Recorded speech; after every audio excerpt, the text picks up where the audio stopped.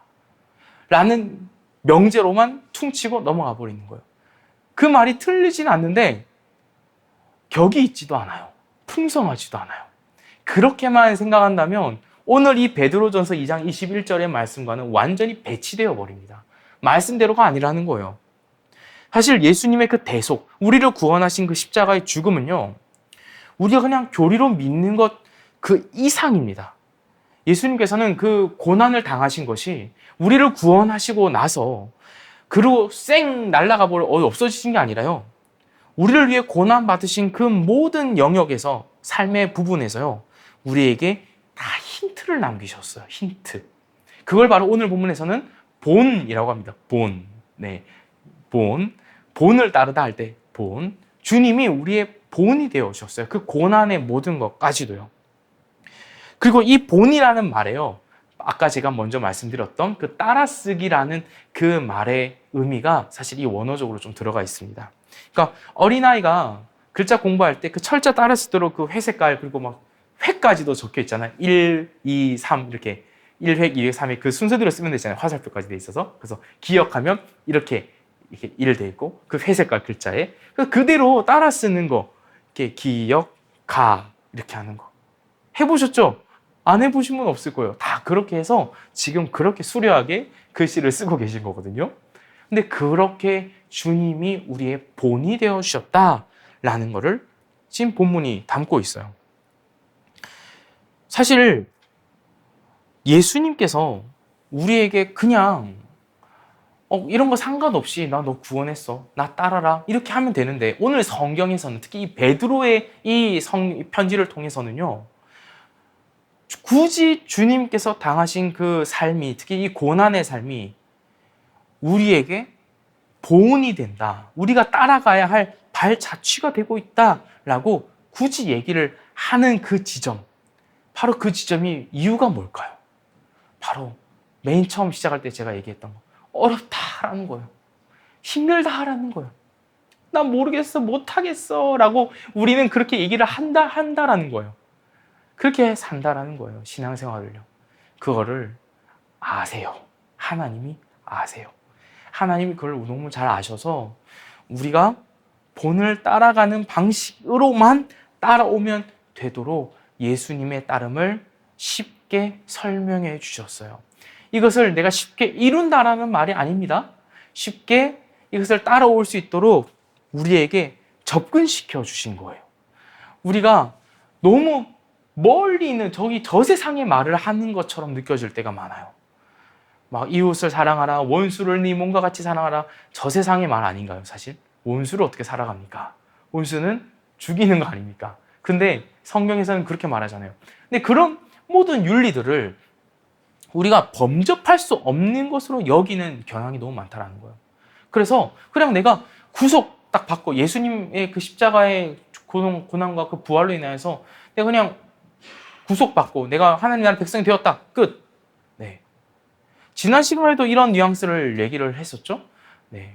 목표를 갖지 않는 신자, 하나님 나라의 백성이 되었다라는 것으로 만족하고 더 이상 아무것도 하지 않으려는 피동적인 신자들. 근데 여기서도 마찬가지의 모습이 나온더라라는 겁니다.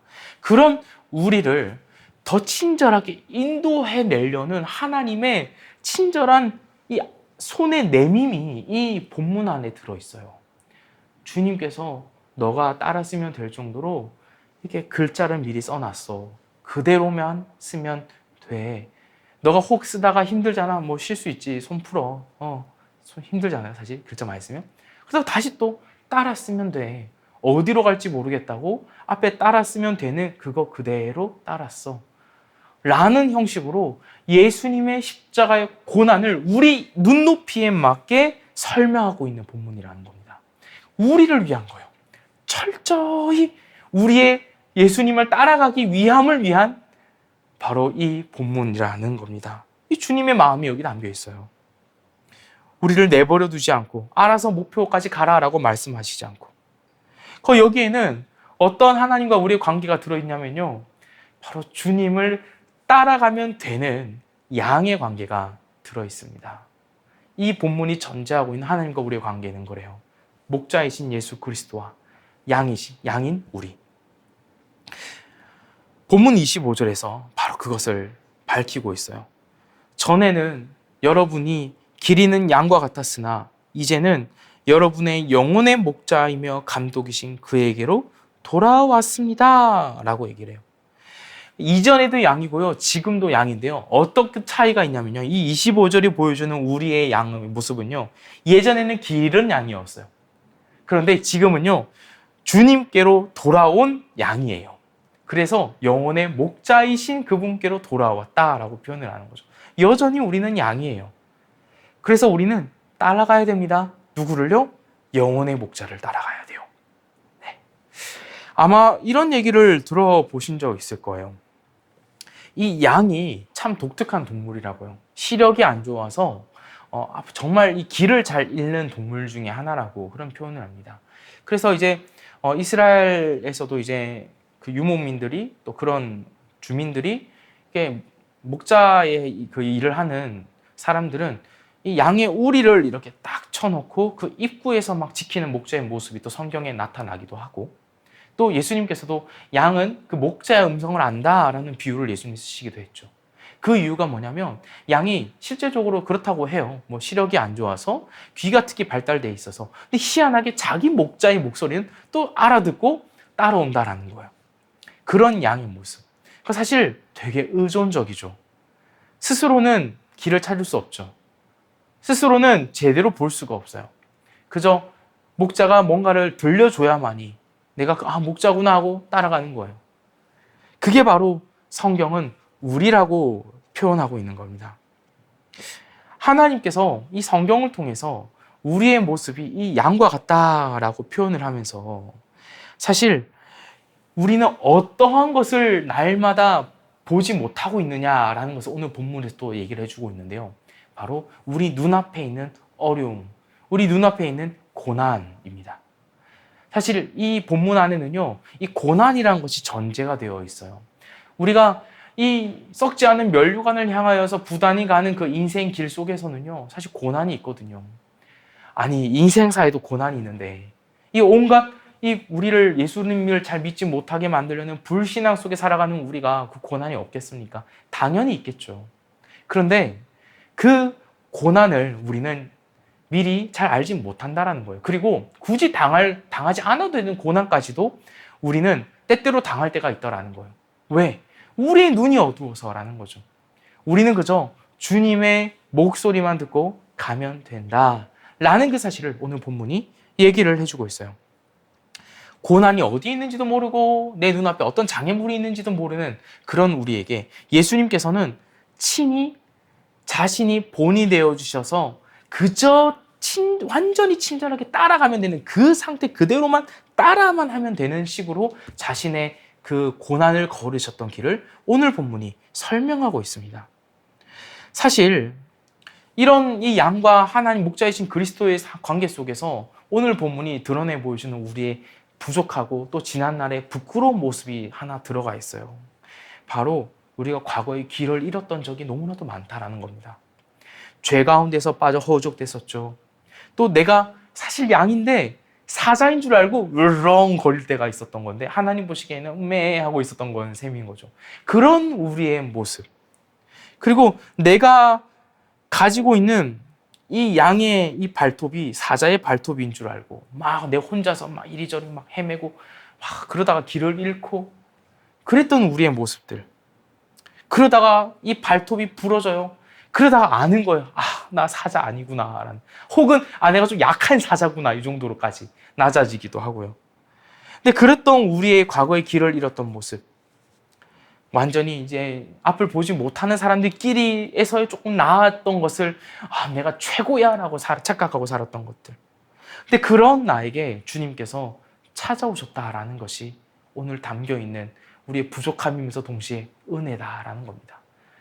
그렇게 살았던 우리에게, 그렇게 길을 좀 부끄러운 모습으로 길을 잃었던 우리에게 목자이신 그리스도께서 찾아오셔서 음성을 들려주시면서 나를 따라오면 된다라고 분명하게 얘기해 주셨다라는 겁니다. 그 주님의 따라오심은 주님께서 이 땅 가운데 오심으로 인하여 우리에게 분명해졌어요. 그리고 그 주님의 오심은 이제 비로소 우리가 따라갈 길이 생겼고 목표가 생겼고 따라갈 발자취가 다 생겨버린 셈이 되어버린 겁니다. 자, 그러면 예수님의 그 딸을 보는, 딸을 자취. 자, 무엇으로 우리는 그것을 따를 만한 것이 되었냐? 단지 우리가 양이기 때문만은 아닙니다. 오늘 본문에서는 주님이 오셨기 때문에 우리에게 일어난 일을 말하는데요. 바로 24절입니다. 그는 우리 죄를 자기의 몸에 몸소 지시고서 나무에 달리셨습니다. 그것은 우리가 죄에는 죽고 의에는 살게 하려는 것이었습니다. 그가 매를 맞아 상함으로 여러분이 나음을 얻었습니다. 이 24절이 뭘 말하냐면요. 우리의 뒤바뀌어버린 존재, 우리의 바뀌어진 상태를 얘기하고 있어요. 이전에는 이렇게 조금 많이 찌질했는데 이제는 완전히 바뀌어버렸어. 완전히 나아졌어. 라는 거예요. 그러니까 이젠 단순히 앞을 보지 못하는 그런 양의 모습으로서가 아니라 예수 그리스도의 당당한 모습과 지극히 유사하게 예수 그리스도의 의의 옷을 이미 입고서 하나님 나라의 백성을 보장받은 사람으로서 이제는 그 길을 걸어가는 당당한 걸음을 걷게 되었다라는 거예요. 그 전제가 24절의 전제입니다. 그리고 그 상태로서 우리는 주님의 본을 따르게 되더라라는 거예요. 이것은 내가 거부한다고 거부할 수 있는 사실이 아니에요. 하나님이 그냥 그렇게 우리를 해버리신 겁니다. 은혜예요. 그냥 우리는 그것을 받아들이고 누리느냐 아니면 부인하고 다시 앞을 보지 못하는 양처럼 사느냐, 이 문제일 뿐입니다. 그냥 그저 받아들이면 되는 은혜라는 거예요. 그러면 우리가 따를 본은 도대체 무엇이냐? 예수님께서 우리에게 남겨놓으신 그대로 따랐으면 되는 그 자취는 도대체 뭐냐? 라는 것을 오늘 본문에서는 22절, 23절을 통해서 특히 세 가지로 좀 요약해 볼 수 있는 것 같아요. 22절에서는요, 예수님이 우리에게 이런 본을 보이셨어요. 이렇게 따랐으면 된다고 하셨어요. 바로 죄를 짓지 않을 것을 말합니다. 22절에 이런 구절이에요. 그는 죄를 지으신 일이 없고 라고 합니다. 사실 이게 죄를 짓지 않는다고? 가능해? 라고 얘기를 하는데요. 이것은 이전에 예수님을 통해 구원받기 이전에 우리의 모습을 생각해 보면요, 완전히 게임이 달라진 겁니다. 예전에는요, 우리는 그저 무기력했어요. 우리는 그 사실을 잘 뒤늦게서야 합니다. 구원받은 이후에 알게 됩니다. 내가 무기력했는지를. 근데 이제 성령이 알려주기 때문에 아는 거예요. 내가 진짜 완전 죄에 무기력했었구나. 내가 완전히 이 율법 아래에 매여 있었구나. 내가 완전히 이 정죄의 원리 안에서 그저 절대로 구원받는 백성이 될 수 없게 살고 있었구나. 근데 심지어 그 안에서 내 힘과 노력을 어떻게든 해보려고 아등바등 노력하면서 날마다 지치고 다람쥐 쳇바퀴 돌듯 그렇게 비참하게 살고 있었구나. 그런데 그리스도께서 우리를 위하여 대신 죽으심으로 인하여, 그리고 부활하심으로 인하여 우리에게 모든 죄가 해결이 되어버렸고 하나님의 그 의가 우리의 것이 되어버려서 내가 하나님의 완전한 백성으로 그냥 선언이 되어버렸구나. 그냥 내 존재와 내 지위와 정체성이 내가 상상하는 것 이상으로 아주 고귀해져 버렸구나. 존엄해져 버렸구나. 라는 그 사실을 성경이 알려준다라는 겁니다. 그런 전제 속에서 지금 예수님의 모습을 우리에게 본으로서 지금 사도 베드로는 얘기를 하고 있어요. 예수님은 죄를 지으신 일이 없다. 그럼 우리는 죄를 지으신 일이 없어야 된다 이 말이 아니라 죄가 더 이상 우리를 얽매거나 속박하지 못한다. 더 이상 나는 죄에 매이지 않는다.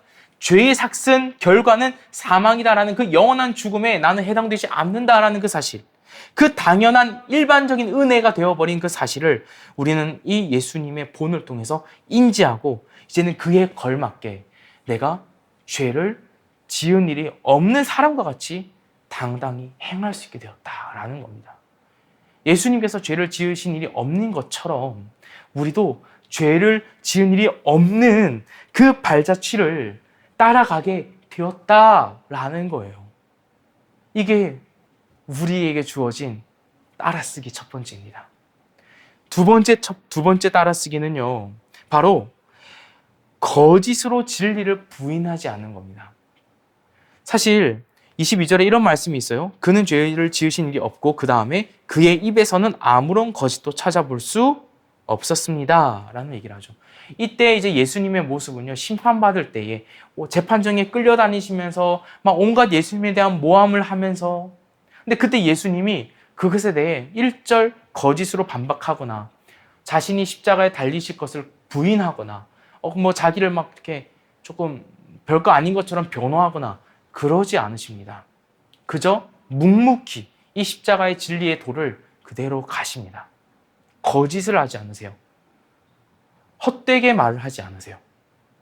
자기의 모함하는 이들의 입장에 있어서도 그것을 내가 지금 이 재판받는 이 길 자체가 진리이기 때문에 그것을 조금도 거부하거나 드러내려 하지 않습니다.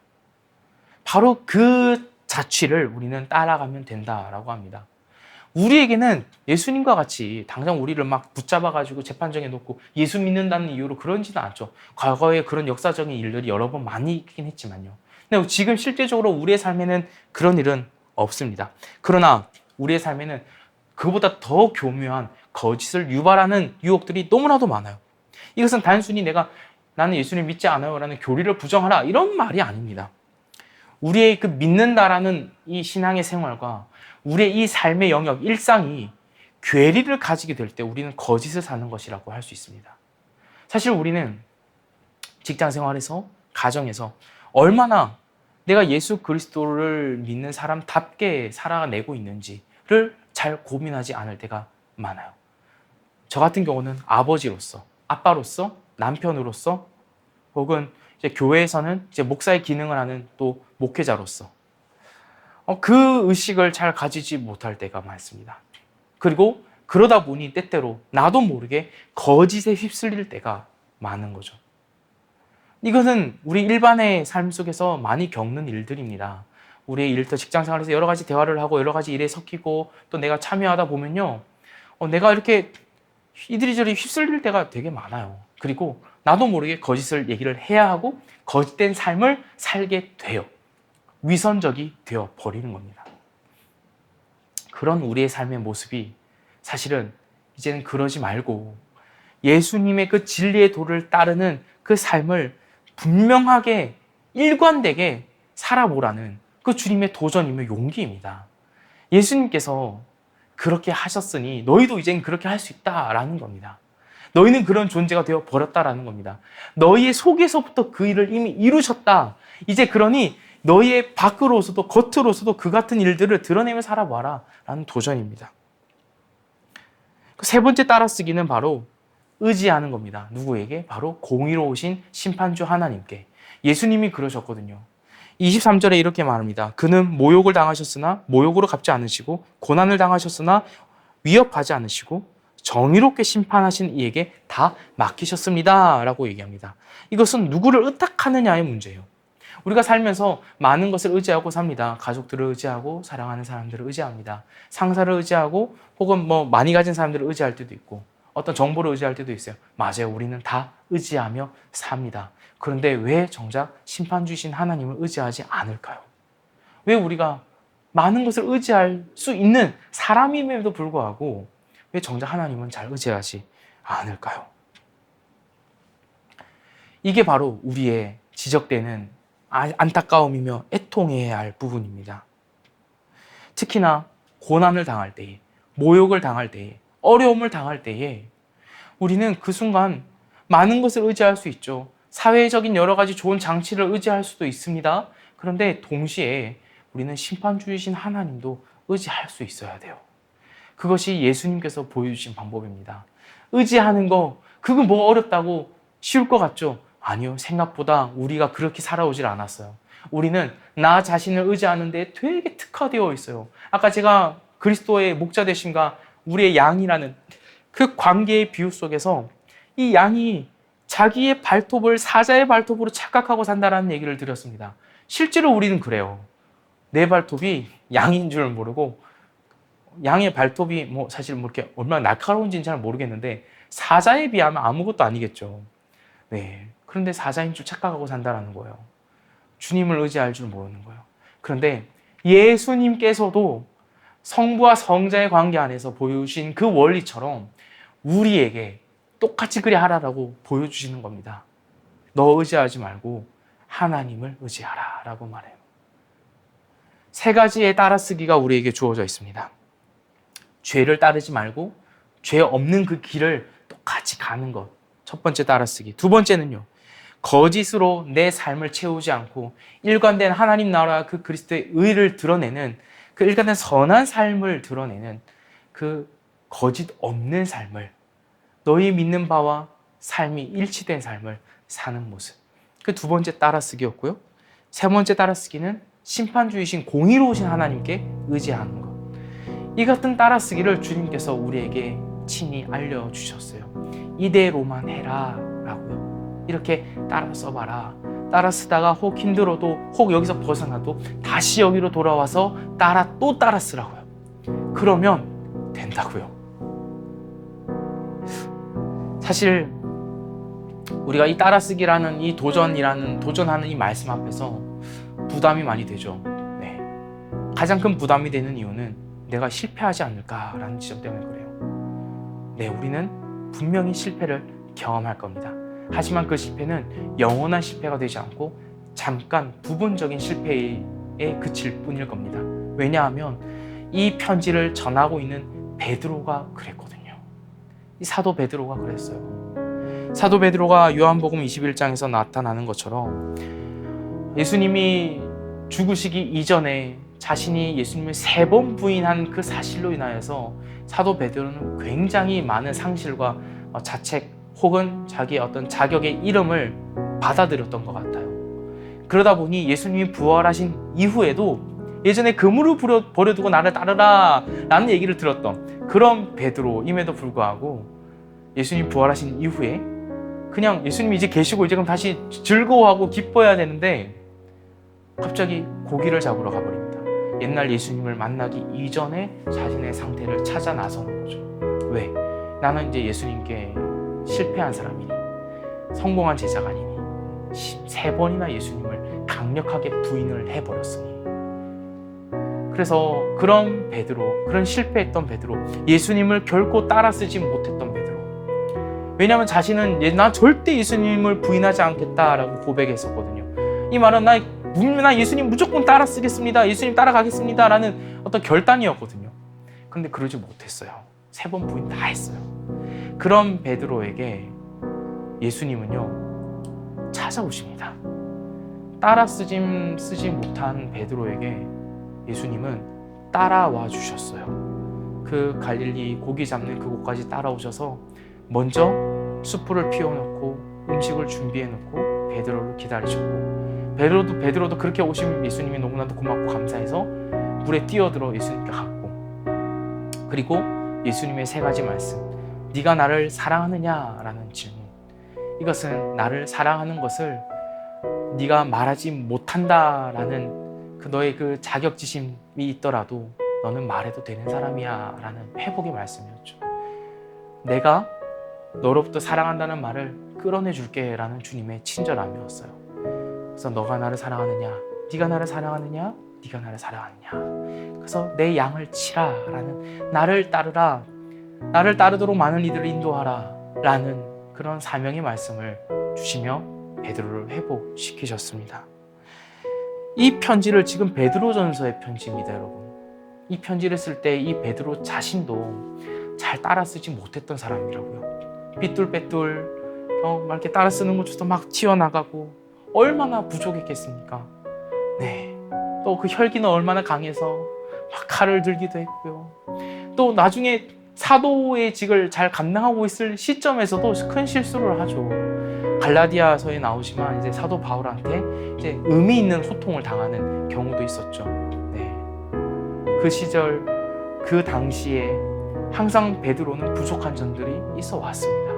그러나 그런 베드로도 다시 그 따랐음을 따라갑니다. 마찬가지인 겁니다. 이것이 우리에게 위로입니다. 여러분 실패할 걱정, 네, 걱정으로 내버려 두시고 걱정하시면서 따라 쓰십시오. 우리 같이 따라 쌓아 봅시다.